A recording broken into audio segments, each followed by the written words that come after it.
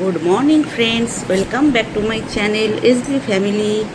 আমি এই যে মনে নেই যখন এটা দিয়ে আমি আমার চাটা খেলাম, চাটা খাওয়ার পর মনে পড়েছে তোমাদের সাথে গুড মর্নিং বলা হয়নি। তো চলো এখন তোমাদের সাথে গুড মর্নিং বলে দিলাম। আর টিনা এসছে, এখন টিনা কাজ করছে, মাসিও কাজ করছে, মাসি রান্না করে। তো আমি এটা এখন খেলাম, খাওয়ার পর আর এই আধ ঘন্টা পরে আমি আমার ওই শেকটা খাবো, বুঝতে পেরেছো, শেকটা খাবো। তো চলো, আর একটি নতুন সকাল হলো।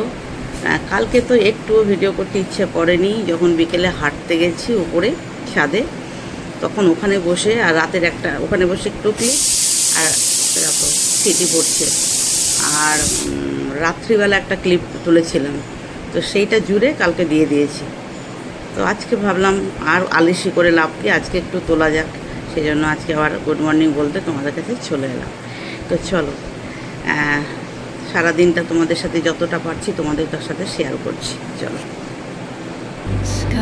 দেখো ফ্রেন্ডস, চলে এসছে আমার টিনা, মানে আমার কাছে কাজ করে ডাস্টিংয়ে, যে মেয়েটা ডাস্টিং করে, বিছানা তোলে, গাছে জল দেয়, ঝুল ঝাড়ে, দরজা জানলা মুছে, এই কাজের জন্য ওকে রাখা।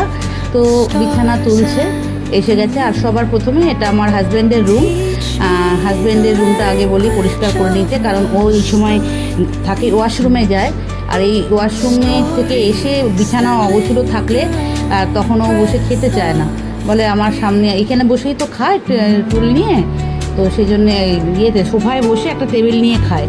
তো সেই জন্যে বলে যে আমি যখন বাথরুমে থাকবো তখন ওকে বলবে যাতে ঘরগুলো বিছানাটা টান টান করে পরিষ্কার করে দেয়। তো সেই জন্য ওকে বলেছি, আগে আমার রুমে ঢুকতো, কিন্তু এখন ওকে বলেছি যে প্রথমে কাকুর রুমটা করে দিবি, তারপরে তুই বাকি কাজগুলো করবি। তো আজকে সেই অনুযায়ী কাজ চলছে ওর, দেখো, দেখতে থাকো।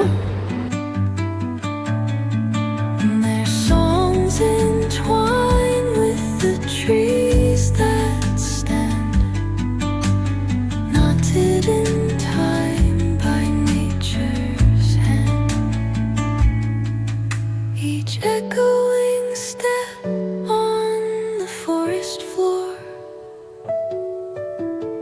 opens a world through an ancient door. The silence alive, yet brimming with sound. In the arms of solitude I am found. Oh, whispering pines, sing me your tune. Caught in the rhythm, the stars and the moon.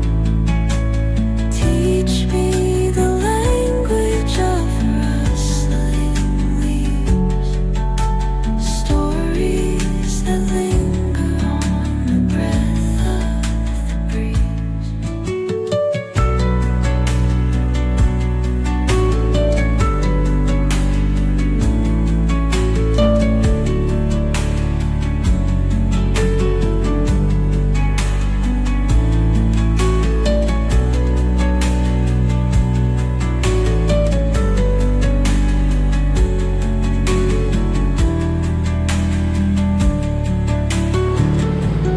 দেখো এই box জানলাটা একটা ছোট্ট aloe vera গাছ আছে, সেই গাছটায় জলটা দিয়ে দিল। এবার আমার রুমে ঢুকেছে, আমার রুমটাও পরিষ্কার করছে। দেখো প্রতিদিনই করে এই কাজটা। তো যাই হোক, বিছানা তোলে, আমার তাও অনেক সময় পছন্দ হয় না, আমি গিয়ে আবার ঠিকঠাক করি যে এইভাবে রাখবি, বেঁকা তারা মানে বেঁকা, এই ধরো কম্বলটা তোমরা দেখলে ওইখানে কম্বলটা একটু বেঁকা হয়েছিল, আমি গিয়ে আবার সোজা করে দিলাম, কারণ ওই বেঁকা তারা বালিশ রাখলে আমার খুব অপছন্দ হয়। যেটা করবে একদম পারফেক্ট, একদম সুন্দরভাবে থাকবে, ওই বেঁকে থাকবে, তেড়ে থাকবে, ওইরকম আমার একদম পছন্দ হয় না। তো যাই হোক, ও বালিশটা রাখছে। আর এইটা দেখতে পাচ্ছ পিঙ্ক কালারের, এটা একটা ফার, আমি আগে সফট টয়েস বানাতাম, তো এইটা অনেক বছরের, প্রায় 20 বছর আগেকার ফার, পড়েছিল একটা ব্যাগের মধ্যে, অনেক গোডাউনের মধ্যে পড়েছিল, আমি ওটাকে বার করে কি করব ওটা দিয়ে এখন জানি না, তো এই বালিশের ওপর পেতে রেখেছি। তো ও এখন দেখো আমার রুমের এই জায়গাটা পরিষ্কার করে প্রতিদিনই মোছে, যেখানে যেখানে ধুলো থাকে, এই কাপড়টা প্রতিদিন মোছাই না, 5 দিন 6 দিন বাদে বাদে বলি এই কাপড়গুলো ভিজে হালকা ভিজে কাপড় দিয়ে পুছে দে। তো আজকে ওই হাজব্যান্ডের রুমেরটাও ও পুছে দিল, আর এইটাও বললাম আমারটাও পুছে দে, যে আমারও পুরো আলমারিটা যেটা আছে দেখছো সেটাও করবে। তো চলো তোমরা দেখতে থাকো কি কি করে আজকে আর কতটা তুলতে পেরেছি। কারণ আমি ও ছাদে গেছিলো, একদম আমার 3 তলার ছাদে সব গাছগুলো তোমাদের দেখিয়েছি, আমার ব্লগে আছে। বক্স জানলা থেকে তুলে নিয়ে গিয়ে গ্রিলগুলো না সব মরচে ধরে গেছিলো। সে আবার মিস্ত্রি ডেকে গ্রিলগুলো সমস্ত মোছা করেছি, কালার করিয়েছি। আর এখনও এগুলো সব মুছে দেবে, কারণ একটা ধুলো পড়ে, একটা আলগা ধুলো পড়ে থাকে এই কাপড়ের মধ্যে। তো সেটাই ওকে দিয়ে করাচ্ছি। তারপরে ও গেছিলো 3 তলার ছাদে, সেখানে গাছে জল দিয়েছে, 2 তলার ছাদে গাছে জল দিয়েছে। সেগুলো তো আর তুলতে পারিনি, ওর পিছু পিছু আর ক্যামেরা নিয়ে যেতে ইচ্ছা করছে না। আমার ওই মানে সিঁড়ি দিয়ে ওঠাটা আমার যা অ্যালার্জি, আমার একদম ভালো লাগে না। যতটুকু প্রয়োজন যেতেই হবে সেইটুকু আমি যাই। তাও দেখো চোখ হয়ে আছে, বাট এটা শুকিয়ে যাবে, যেহেতু একটু ভেজা কাপড়টা তো সেই জন্য একটুখানি এই আস্তে আস্তে দেখো শুকিয়ে যাচ্ছে। আর প্রতিদিন ভেজা কাপড় দিয়ে করলে আবার অসুবিধে, প্রতিদিন করাই না, মাঝে মাঝে শুকনো ঝাড়াই, একটা আছে ব্রাশের মতো, ওটা দিয়ে শুকনো ঝাড়াই। আর এখানে এই ট্রলিগুলোর মধ্যে আমার প্রচুর জিনিস আছে। আর এই যে আমার হাজব্যান্ড অফিস যাচ্ছে, আমার শ্বশুরমশাইয়ের ফটোতে দেখো প্রণাম করে, প্রতিদিনই প্রণাম করে যায়। আর বোম্বা যায় গেটটা আটকাতে, তাই বোম্বা নিচে নেমে যাচ্ছে গেটটা আটকানোর জন্য। এই দেখো এবারে ভোঁ করে চলে যাবে অফিসে, এই যে চলে গেল।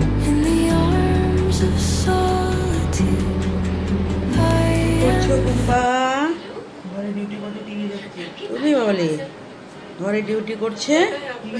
বসো, তোমার বেডে বসো, বই খাতা নিয়ে আসো, পড়াতে বসবো। না পড়তে হবে না বাবা, তোমাকে তো বসাই প্রতিদিন একটু একটু করে, তাই না? একটু পড়াশোনাগুলো না করলে তো তুমি ভুলে যাবে সব, নামতাগুলো লিখতে হবে। তাহলে তো নামতা বলো তো, 12 ঘরের নামতা বলো। 12। বাহ, ওরে বাবরে, হ্যাঁ দেখো দেখো দেখো কি সুন্দর বলতে পারছি, দেখো। হ্যাঁ হ্যাঁ হ্যাঁ হুম হ্যাঁ হুম বাবা বাবা বাবা বাবা, গুড বয় গুড বয়। দেখেছো প্রতিদিন পড়তে বসালে এইটুকু কি সুন্দর বলতে পারলে তুমি। হুম, সোনা ছেলে আমার। দেখো আমার গাছে আজকে 2টো ফুল ফুটেছে, জবা ফুল, লাল জবা ফুল 2টো ফুটেছে। তো এটা নিয়ে আমি চলে গেলাম, যাব আর কি ঠাকুর ঘরে পুজো দিতে। ঠাকুর ঘরে পুজো দিতে চলে যাব। এই যে 2টো ফুল ফুটেছে, আর ফুল ফুটলে আমার যে কি আনন্দ হয় আমি কি বলবো তোমাদের। যদিও আমি বেশি ফুল গাছ নেই, আমার বেশি ওই পাতাবাহার গাছগুলোই আমার কাছে বেশি আছে, ফুল গাছ কমই আছে। 2টো জবা ফুলের গাছ আছে, সেই জবা ফুল ফোটে। আর সাদা ফুলের গাছ লাগিয়েছিলাম, গাছটা দেখলাম ফুল দিতে দিতে ক্লান্ত হয়ে গিয়ে এখন আর ফুল দিচ্ছে না। আর এই ফুলগুলো আমার সামনের বাড়ি যে আছে ওনার কাছ থেকে চেয়ে নিয়ে এসেছিলাম কালকে আমি। তো জলের মধ্যে রেখে দিয়েছিলাম, সেগুলো ফুটে গেছে। শিবের মাথায় করবি ফুল বলে এগুলোকে। তো শিবের মাথায় জল দিয়ে দিলাম দেখো, আর এই পুজোটা দিলাম, পুজোটা দিচ্ছি আর কি। হ্যাঁ, এই করবি ফুলগুলো দিতে পারলাম, এগুলো শিবের মাথাতেই দেওয়ার জন্যই তুলে নিয়ে এসেছি আমি। আর এই জবা ফুলটা দিলাম বড় মাকে, বড় মা আর দক্ষিণেশ্বরের কালী, 2টো কালী মা আছে আমার কাছে, তাদেরকে এই 2টো ফুল দিলাম। আর ব্যাস এই। আর দেখো লক্ষ্মীর ঘটের থেকে বৃহস্পতিবারের কলা আমার ঘরের বড় ছেলে মানে ইঁদুর একদম বৃহস্পতিবারে পুজো দিয়ে নিচে নামবো আর ওটা খালি করে দেয়। দেখো কলা নেই, কিচ্ছু নেই, ফাঁকা। বৃহস্পতিবারই ফাঁকা হয়ে যায় লক্ষ্মীর ঘর। এটা অনেকবার তোমাদের আমি দেখিয়েছি ব্লগে।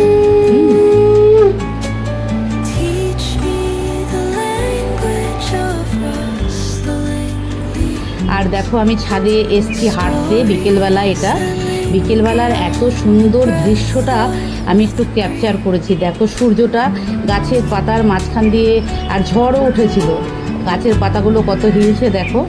হ্যাঁ, ঝড় উঠেছিল, আর আমি ভাবলাম এত সুন্দর মনোরম দৃশ্যটা একটু তুলি, তো সেই জন্য একটু তুলেছি।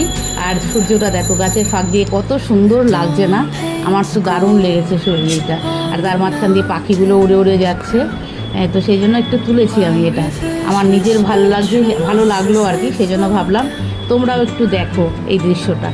এই বিকেলবেলা যখন ছাদে উঠি না হাঁটতে, সূর্যটা তখন অস্ত অস্ত যায়, তো তখন এক একটা সময় এক একটা সুন্দর দৃশ্য হয়। মানে অস্ত যাওয়ার আগে একরকম, তার কিছুটা আগে মুহূর্ত একরকম। তো সেইটা আমার ভালো লাগে, মাঝে মাঝে তুলি, দেখবে আমার শর্টসে আমি দিই মাঝে মাঝে। আর এই যে পাখিগুলো উড়ে যাচ্ছে। আর এসেছিলো মুখ্যমন্ত্রী, এসেছিলো, দেখো এই যে হেলিকপ্টার উড়ে যাচ্ছে, মুখ্যমন্ত্রী চলে যাচ্ছে মিটিং হয়েছে আমার বাড়ি থেকে জাস্ট ছাদের থেকেই দেখা যায়। এই যে সেটা একটু তুলেছি আমি, এই যে হেলিকপ্টারে করে এসেছিলো, তো সেইটা একটু তুলেছি আর তোমাদের সাথে একটু শেয়ার করলাম। হ্যাঁ, এই দেখো চলে গেল ওনার জায়গায়। এই যে দেখো কতটা দূরে চলে গেছে, দেখো এই দেখো। তো চলো, ব্লগটা কেমন লাগলো অবশ্যই তোমরা কমেন্টের মাধ্যমে জানাবে। এটুকুই আজকের জন্য। এটা আজকে 20 তারিখ, হ্যাঁ 20 তারিখ সোমবার, আজকেরই এটা।